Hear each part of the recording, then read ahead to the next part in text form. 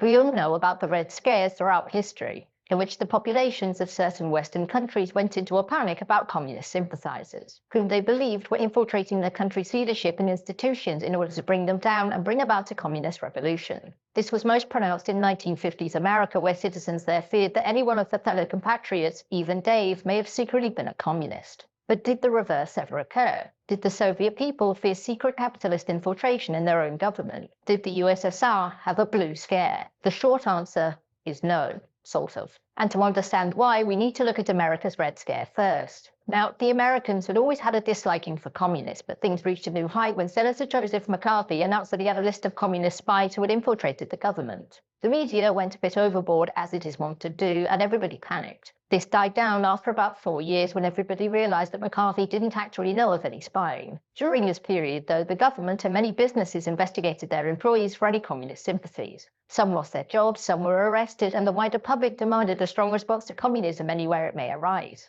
In the USSR, though, there was no opportunity for this to happen. If some Soviet politician had made a grand speech in 1950 talking about capitalist infiltration of the government, he wouldn't have stuck around for too long. The media in the USSR was censored by the state, and so any story that could potentially make the government look bad would never have made it to print. And certainly any infiltration or spying would have been dealt with privately by the intelligence services. That's not to say that there wasn't a near-permanent fear of infiltration and spying, though, because there was. It's just that this paranoia was limited to the upper echelons of government and the security services. And these led to actions against suspected anti-communists, called the purges. The most famous of these occurred in the 1930s, which saw the military, the government, and notably successful farmers called kulaks arrested, imprisoned, and executed for being what were known as wreckers. So what about after Stalin had died and the purges had ended? Well, the media stayed under strict government control, and it was consistent in depicting capitalists not as ideological crusaders desperate to destroy communism, but as oppressed peoples who were corrupted by a broken system that preyed on their worst instincts. Which is why people in communist countries weren't afraid of capitalist infiltration in the same way that countries like Britain were scared of communist infiltration. The truth was, they felt sorry for workers in capitalist countries. And given that the media would never have reported any capitalist infiltration, the people had no reason to panic or suspect that their neighbours were secretly working for the West.